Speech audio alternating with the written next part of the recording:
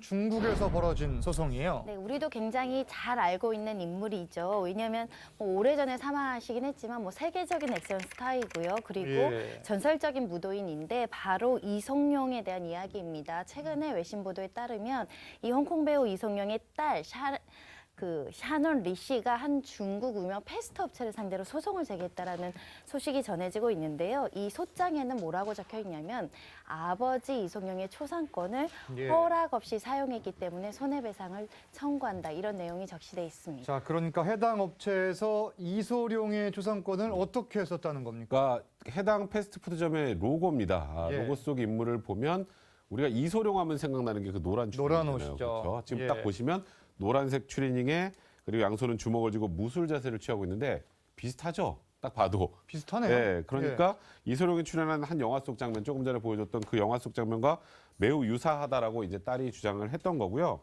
그래서 이 로고를 보면 누구라도 이소룡을 떠올릴 수밖에 없는데 실질적으로 이 업체와 이소룡은 아무 관계가 없습니다. 그래서 사실상 이소룡의 초상권을 무단으로 사용한 것이다. 그러니까 초상권을 침해한 것이다라고 주장을 한 겁니다. 아니, 저도 중국에서 이 패스트푸드점 많이 봤고 또 당연히 이소룡과 관련이 있다고 생각을 했는데 그게 아니라는 건데, 자, 얼마나 비슷한지 잠깐 보고 오겠습니다.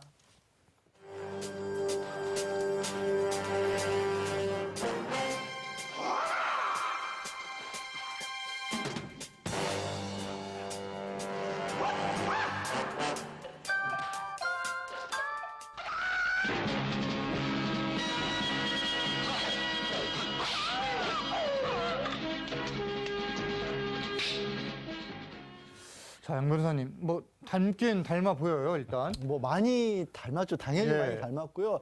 사실 저 영화, 그러니까 저 운동복, 노란색 운동복, 검은 줄무늬 들어간 거 영화는 사막유이라는 작품인데 예. 이소룡이 생전에 남긴 영화가 20편 가까이 돼요. 그런데도 우리 머릿속에 딱 이소룡 하면 떠오르는 저 운동복이란 말이에요. 이후 헐리우드 영화에서도 패러디 매번 그렇게 해서 그렇죠. 입잖아요. 예, 비슷한 어떤 액션 영화들 만들 때마다 저런 여배우가 입고 나오기도 했었고 킬빌에서 그렇지 않습니까? 입었었죠. 그러니까 저게 2013년도에 저 운동복이 사망 40주기를 맞아서 경매에 나온 적도 있었는데 예. 그때 무려 1억 원이 넘는 돈에 낙찰이 되기도 저 했었습니다. 옷이? 저 옷이. 아하. 그럴 정도로 이소룡을 상징하는 그런 목장인데 그 옷을 입고 동작도 비슷하니 그렇죠. 누가 봐도 이소룡이죠. 그러면 소송을 당한 이 업체는 어떤 입장입니까? SNS 통해서 우리는 이미 15년 전부터, 그러니까 2004년부터 오랫동안 이것을 사용했다 이렇게 이야기를 하면서 당황스러운 입장을 전달하기도 했었는데요. 예. 이 업체가 중국에 굉장히 많습니다. 프랜차이즈점인데 600개 넘는 지점을 갖고 있다라고 그렇죠. 하고요. 90년대부터 사업을 시작했으니까 굉장히 광범위하게 저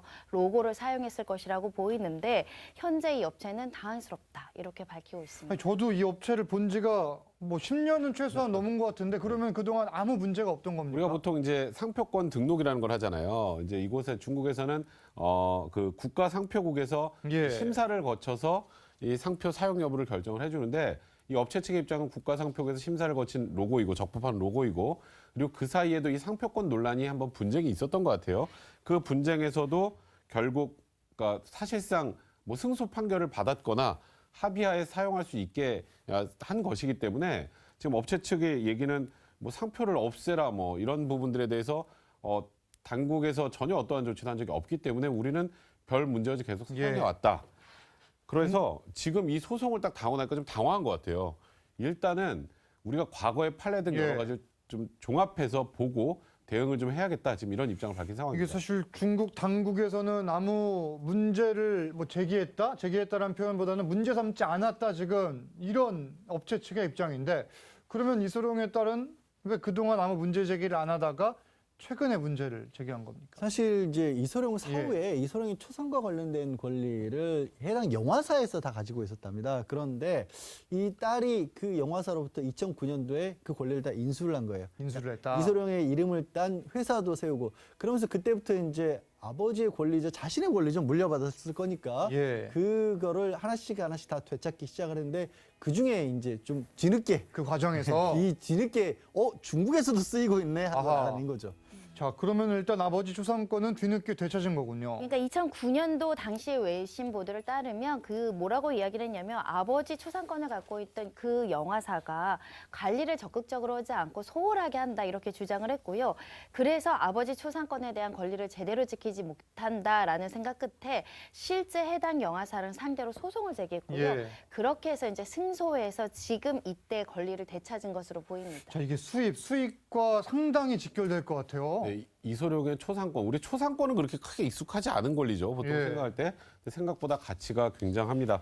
이소룡이 1940년도에 이제 미국에서 태어나서 홍콩, 미국, 헐리우드에서 계속 영화 5편 정도를 남기고 안타깝게도 굉장히 짧은 그 30대 1973년에 이제 사망을 했는데 그 이후에도 지금 이소룡의 초상권으로 인해서 벌어들인 수익이 1년에 100만 달러 정도 된다고 하니까 100만 달러. 꽤 큰 돈이죠. 그렇죠. 그러니까 지금 이 사후 초상권 수입 순위가 전 세계에서 7위 정도에 해당한다고 해요. 그러니까 지금 이 딸 입장에서는 지금 아버지인 이소룡의 초상권에 대한 제대로 된 권리에 대한 그런 그 대응이나 보답 이런 것들을 받고 싶은 거고 그러니까 지금 이 프랜차이즈 업체에도 이 초상권 침해와 관련된 문제 제기를 한 게 아닌가 싶습니다. 그렇겠네요. 이 이소룡의 딸은 업체 측에 무엇을 원하고 있습니까? 일단 그 로고 사용하지 말 것, 그리고 그 이소룡과 이 업체가 무관하다는 걸 90일간 광고를 해달라. 그리고 그 지난 기간 동안 그 사용료를 내지 않았기 때문에 이 손해배상과 관련해서 348억 원 정도 되는 배상금을 요구하고 있습니다.